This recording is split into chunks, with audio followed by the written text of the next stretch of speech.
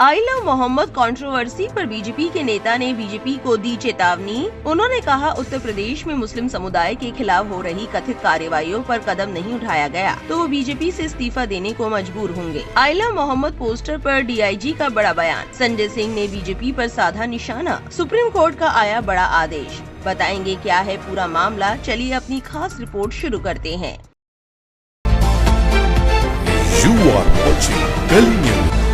जैसा कि आप जानते हैं, उत्तर प्रदेश के बरेली जिले में कथित तौर पर आई लव मोहम्मद के पोस्टर लेकर जा रहे लोगों को पुलिस द्वारा रोकने पर हिंसक झड़पें हुई। इस घटना के करीब एक हफ्ते बाद बरेली रेंज के उप महानिरीक्षक अजय कुमार साहनी ने कहा है, पोस्टर्स कभी मुद्दा थे ही नहीं। उन्होंने कहा कि आपत्ति बड़ी संख्या में लोगों के इकट्ठा होने पर थी, जिससे कानून व्यवस्था बिगड़ी। इंडियन एक्सप्रेस से बात करते हुए अजय कुमार ने कहा कि अब स्थिति नियंत्रण में है और शहर में शांति बनी हुई है। उनके मुताबिक पुलिस सभी घटनाक्रमों पर कड़ी नजर रख रही है। एसपी रैंक के एक अधिकारी के नेतृत्व में 13 सदस्यीय विशेष जांच दल का गठन किया है। एसआईटी में 2 डिप्टी एसपी और 10 इंस्पेक्टर भी शामिल हैं।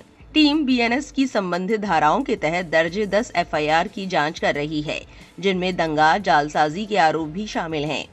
इस दौरान डीआईजी से पुलिस द्वारा आई लव मोहम्मद के होर्डिंग्स और पोस्टर लगाने पर कथित आपत्ति जताए जाने के बारे में सवाल पूछा गया। जवाब में उन्होंने कहा, पोस्टर्स कभी कोई मुद्दा नहीं थे। दरअसल बीते शुक्रवार 26 सितंबर की घटना से पहले ही हमने सभा के आयोजकों को इस बारे में सूचित कर दिया था। हालांकि जब उन्होंने पुलिस पर पथराव करके कानून अपने हाथ में ले लिया तो हम कार्रवाई करने के लिए मजबूर हो गए। डीआईजी ने जोर देकर कहा कि जो लोग अपने घरों, मस्जिदों या ईदगाहों पर आई लव मोहम्मद के पोस्टर लगाना चाहते हैं, वो ऐसा करने के लिए स्वतंत्र है। ये उनका निजी धार्मिक मामला है। हालांकि आई लव मोहम्मद के नाम पर सभाएं आयोजित करने, जुलूस निकालने और हंगामा करने की इजाजत नहीं दी जाएगी। उन्होंने कहा, कानपुर की घटना अलग थी। लोगों को दूसरे शहरों में ऐसी घटना दोहराने से बचना चाहिए। अगस्त में कानपुर पुलिस ने आई लव मोहम्मद पोस्टर और एक लाइट बोर्ड को लेकर 9 लोगों पर मामला दर्ज किया था। इसके बाद न सिर्फ उत्तर प्रदेश में बल्कि उत्तराखंड, गुजरात और कर्नाटक में भी विरोध प्रदर्शन शुरू हो गए। ये लाइट बोर्ड कानपुर में पैगंबर मोहम्मद के जन्म के उपलक्ष्य में आयोजित होने वाले वार्षिक बाराफात जुलूस का हिस्सा था। हालांकि कानपुर पुलिस ने कहा था कि एफआईआर बोर्ड लगाने को लेकर नहीं, बल्कि धार्मिक पोस्टर फाड़े जाने की घटना को लेकर दर्ज की गई थी। बरेली रेंज के डीआईजी अजय कुमार साहनी से ये भी पूछा गया कि क्या पुलिस ने बरेली शहर में ऐसे आई लव मोहम्मद वाले पोस्टर हटा दिए हैं। जवाब में उन्होंने कहा, ये जानकारी गलत है। डीआईजी ने बताया कि इत्तेहादे मिल्लत काउंसिल के प्रमुख मौलाना तौकीर खान और अन्य लोगों ने 26 सितंबर को एक सभा का आह्वान किया था। सुरक्षा एजेंसियों ने गड़बड़ी की आशंका के चलते उन्हें पहले ही बड़ी सभाओं और मार्च निकालने से बचने की सलाह दी थी। डीआईजी अजय कुमार बोले, हमने उन्हें चल रहे नवरात्रि उत्सव के बारे में सूचित किया था। दुकानें खुली थी और भीड़भाड़ थी। हमारे बार बार अनुरोध और अपील के बावजूद वो इकट्ठा हुए और अशांति भड़काने की कोशिश की। पुलिस ने अब तक विरोध प्रदर्शनों में कथित भूमिका के लिए तौकीर समेत कुल 84 लोगों को गिरफ्तार किया है। 3 अक्टूबर की नमाज से पहले लखनऊ में गृह सचिव गौरव दयाल ने 2 अक्टूबर से 4 अक्टूबर तक इंटरनेट सेवाएं निलंबित करने का आदेश जारी किया था। साथ साथ आपको बताते चले, उत्तर प्रदेश विधानसभा में विपक्ष के नेता माता प्रसाद पांडे को बरेली रवाना होने से पहले पुलिस ने रोक लिया है।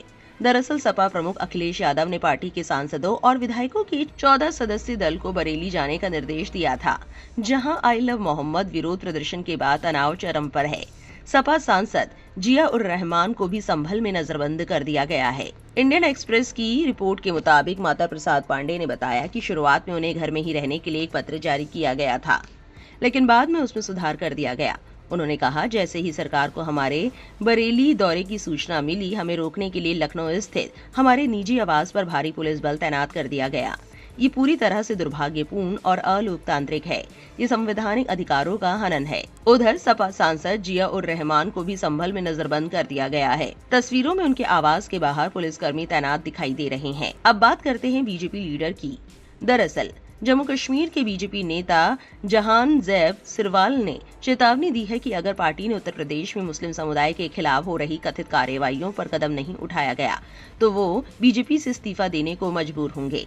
उन्होंने उत्तर प्रदेश के मुख्यमंत्री योगी आदित्यनाथ के हालिया बयानों को अस्वीकार्य बताया और राज्य पुलिस पर मुस्लिम समुदाय के प्रति बदले की भावना से काम करने का आरोप लगाया। द हिंदू की रिपोर्ट के मुताबिक मीडिया से बातचीत में सिरवाल ने अपने बयान में कहा कि वो एक मुस्लिम है और बीजेपी के समर्थित नेता हैं, लेकिन यूपी सरकार की हाल की कार्रवाइयों ने उन्हें गहरा दुख पहुंचाया है।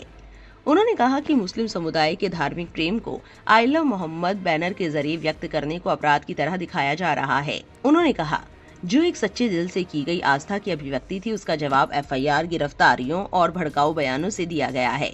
इनमें मुख्यमंत्री आदित्यनाथ के डेंटिंग पेंटिंग और पीढ़ियों को सबक सिखाने वाले बयान भी शामिल हैं।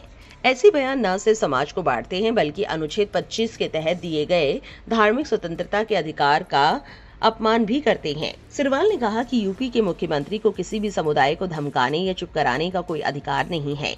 उन्होंने योगी आदित्यनाथ के बयान को लोकतांत्रिक मूल्यों के साथ विश्वासघात और संविधान का अपमान बताया। उन्होंने कहा, हम मुसलमान ऐसे खतरों के सामने झुकेंगे नहीं और न ही पैगंबर मोहम्मद के प्रति अपने प्रेम को अपराध बनने देंगे। बरेली का बवाल भाजपा सरकार की साजिश है। असली मुद्दों से ध्यान भटकाने के लिए मुसलमानों के घरों पर बुलडोजर चलाया जा रहा है। सुप्रीम कोर्ट के आदेशों की धज्जियां उड़ाई जा रही हैं। मामला एससी में आया तो योगी सरकार के इशारे पर बुलडोजर चलाने वाले अधिकारियों को नौकरी से हाथ धोना पड़ेगा। अब उत्तर प्रदेश का प्रतिनिधिमंडल बरेली जाएगा। साथ साथ आपको बताते चले, यूपी में बाबा का बुलडोजर बहुत आम है। बुलडोजर को लेकर मुसलमानों पर तंज कसने के आरोप भी लगते रहते हैं, मगर इस बार एक जज के बयान ने खेल पलट दिया है। चीफ जस्टिस बीआर गवई ने शुक्रवार को कहा कि भारतीय न्याय व्यवस्था रूल ऑफ लॉ यानी कानून के शासन से चलती है। इसमें बुलडोजर एक्शन की जगह नहीं है।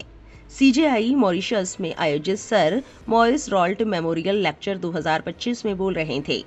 उन्होंने कहा कि सुप्रीम कोर्ट ने हाल के फैसले में अदालत ने स्पष्ट किया था कि किसी आरोपी के खिलाफ बुलडोजर चलाना कानून की प्रक्रिया को तोड़ना है।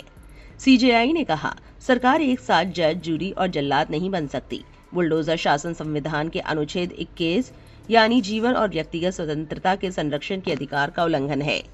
मुख्य न्यायाधीश गवई ने शुक्रवार को जोर देकर कहा कि भारत की न्याय व्यवस्था कानून के नियम के हिसाब से चलती है, न कि बुलडोजर के शासन से। उन्होंने ये बात मॉरिशस में सबसे बड़े लोकतंत्र में कानून का शासन विषय पर हो रहे कार्यक्रम sir Morris Raoult memorial lecture 2025 में कही। जस्टिस गवई ने बुलडोजर न्याय की आलोचना करते हुए अपने ही एक फैसले का उदाहरण दिया और कहा कि कानूनी प्रक्रियाओं को नजरअंदाज नहीं किया जा सकता और सरकार जज, जूरी और जल्लाद की भूमिका नहीं निभा सकती।